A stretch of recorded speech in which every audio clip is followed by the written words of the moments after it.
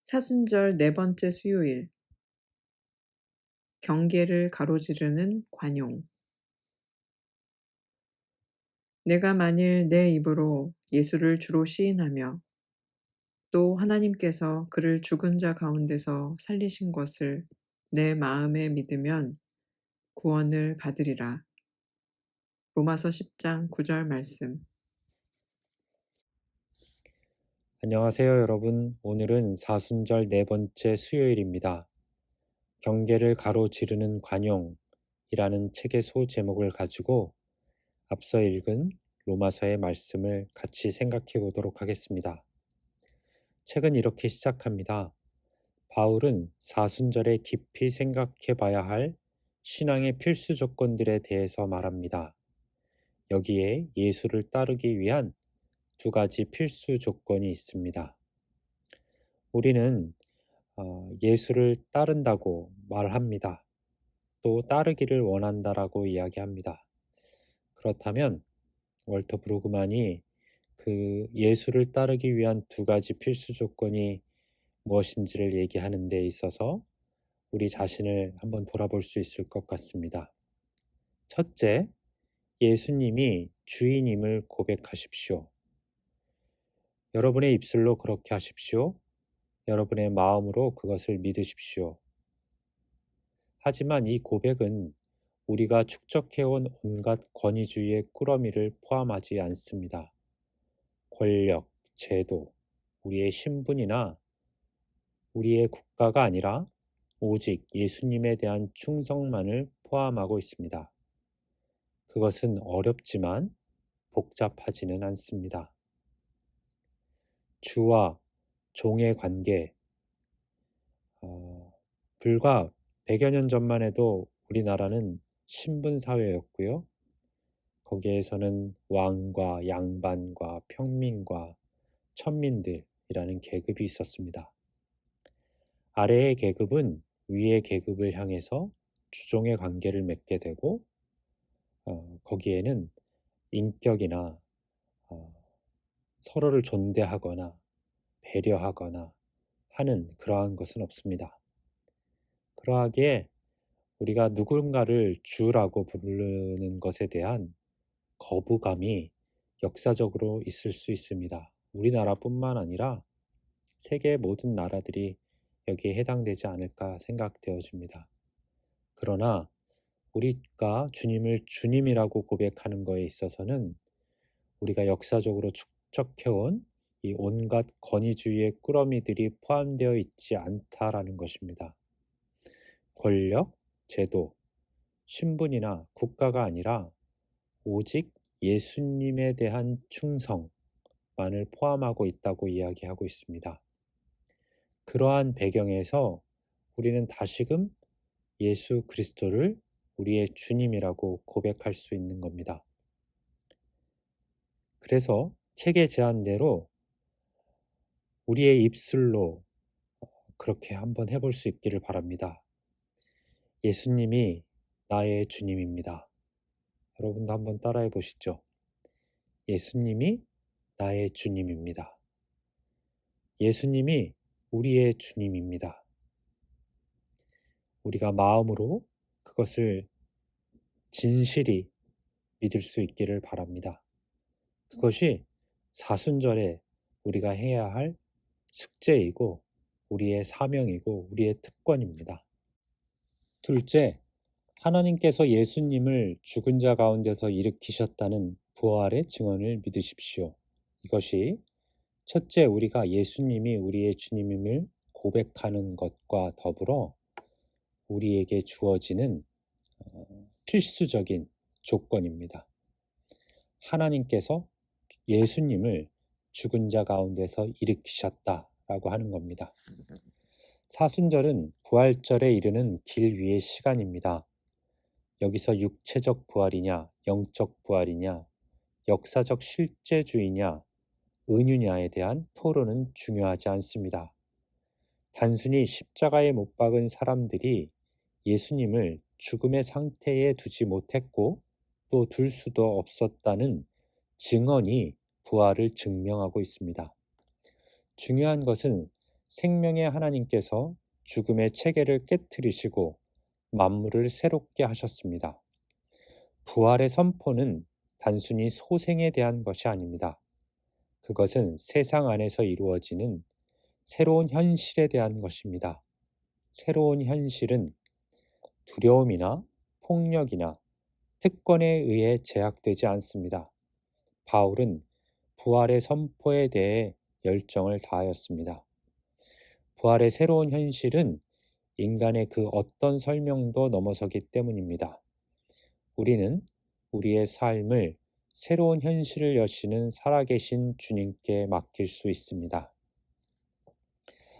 예수님을 십자가에 못 박은 사람들이 그를 무덤 안에 가둘 수 없었다라는 것, 그것을 우리는 성경을 통해서 알 수 있습니다. 그리고 실질적으로 그 사건과 관련된, 즉 예수님의 부활과 관련된 증언들이 성경의 곳곳에 나와 있습니다. 우리는 우리의 눈으로 그 실체를 볼 수 없었습니다. 그러나 증인이 있었습니다. 우리는 그 증인의 증언을 믿는 것입니다. 예수가 죽음 가운데서 다시 부활하신 그 사건, 그것을 우리가 믿음으로 믿는 것입니다. 그런데 이 부활의 사건은 단순히 죽은 자에게 생명이 다시 불어넣어졌다라는 것에 그치지 않는다라는 것을 성경이 또 오늘 책에서 이야기하고 있습니다. 그것은 우리에게 전적으로 다른 새로운 현실을 맞이하게 된다라고 하는 거죠. 예수님을 주로 시인하고 그 예수님이 죽은 자 가운데서 다시 부활하셨다라는 것을 믿는 사람의 삶의 태도와 그것을 믿을 수 없는 자의 삶의 태도는 전혀 다르게 그려지기 때문에 그렇습니다. 전자가 맞이할 세상과 후자가 맞이할 세상은 너무나도 다른 것입니다. 좀 더 읽어갈게요. 부활에 대한 바울의 선포는 모든 것의 기초가 되는 깊고 결정적인 확신의 시작입니다.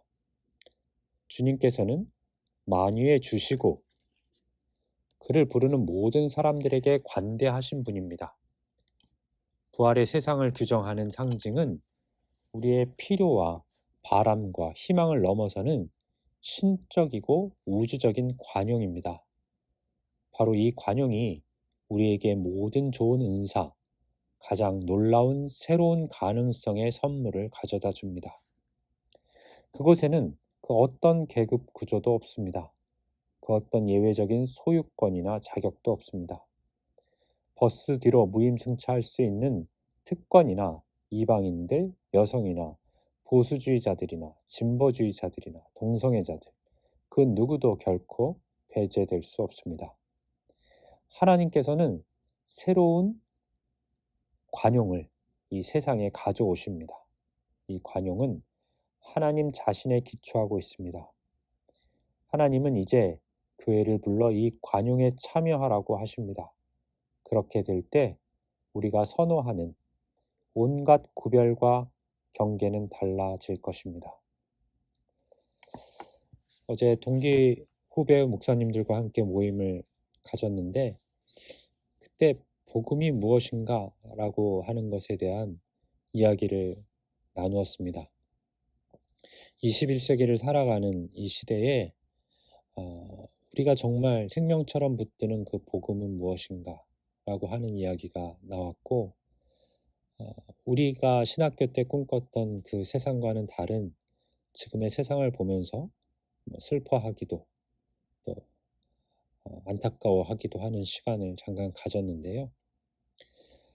그 시간을 지나고 나서 집으로 오다가 그런 생각을 했어요. 이 세상에 또 교회에 복음적이다라고 하는 것이 참 많이 있습니다. 여러분이 생각하는 복음적인 것은 무엇입니까? 우리가 사순절 묵상을 하다가 금식에 관한 이야기도 했었고 합니다. 어떤 사람은 금식을 행하면서 하나님을 기억하고 하나님을 경배하고 그 그의 뜻을 구하는 것을 복음적이라고 말할 수 있을 것입니다. 어떤 사람은 주일 성수를 복음적이다라고 말할 수 있겠죠. 주일날 예배에 참여하고 헌금을 하고 예배를 드리는 일이 복음적이다라고 말할 수 있을 것입니다. 이것뿐만 아니라 세세한 것도 있을 겁니다. 심지어는 무릎을 꿇고 기도하는 것이 복음적이다. 온전한 11조를 하는 것이 복음적이다 라고 말할 수도 있습니다. 그런데 여러분, 복음적인 것을 잠시 내려놓고 복음이 무엇인가 라는 생각을 혹시 해보신 적이 있습니까? 우리가 복음이 무엇이라는 것을 안다면 복음적인 것이 복음을 넘어설 수 있는가 라고 한번 생각해 보신 적이 있습니까? 아니요, 그건 불가능합니다. 복음적인 것이 복음을 넘어설 수 없습니다. 그것은 복음이 그 자체이기 때문에 그렇습니다. 그러면 여러분이 생각하는 복음은 무엇입니까? 또 제가 생각하는 복음이 무엇일까요? 제가 장막을 만드는 사람들을 이끌어가는 이 스타일이 복음일까요? 복음적인 걸까요? 우리가 복음적이라고 믿는 것들에 허상이 있고 한계가 있습니다. 그러나 복음은 변하지 않습니다. 복음은 예수 그리스도이십니다. 그리고 오늘 책에서 이야기하는 것 같이 그가 우리를 살리시고 우리가 그를 주님이라고 고백하는 이 사건이, 이 생명의 사건이 복음이라는 겁니다. 그러나 그 복음이 우리에게 어떻게 전해졌을까요, 여러분? 그것은 그리스도께서 우리에게 복음을 전하신 방법은 우리가 생각하는 복음적인 방법으로 우리에게 다가오지 않았습니다. 그가 우리에게 복음을 주신 방법은 하나님의 관용 때문에 그렇습니다. 경계를 훌쩍 넘어서는 그 관용으로 우리에게 당신, 복음, 예수 그리스도를 전해주신 것입니다. 그러므로 사랑하는 여러분, 우리가 스스로 복음적이라고 생각하는 그 모든 것들이 한계가 있을 수 있다는 것을 인정하고 예수 그리스도께서 우리에게 그 자신을 내어주신 그 방법, 경계를 훌쩍 뛰어넘는 관용으로 우리에게 다가오셨다라는 것을 기억할 수 있기를 바랍니다. 그러므로 우리가 세상에 나아가서 하나님의 말씀을 전할 때에 복음적인 방법으로 나아가는 것이 아닙니다. 경계를 훌쩍 뛰어넘는 그 경계를 가로지르는 예수 그리스도의 관용으로 나아가야 한다라는 사실을 잊지 않는 저와 여러분이 되기를 소망합니다. 기도하겠습니다. 생명의 근원이신 하나님, 세상의 경계를 가로지르는 주님의 관용으로 우리를 이끌어 주시옵소서. 우리가 부활의 주님과 함께 타자들을 향해 새로운 생명을 향한 길로 나아갈 수 있게 인도하여 주시옵소서. 감사드리며 예수님의 이름으로 기도합니다. 아멘.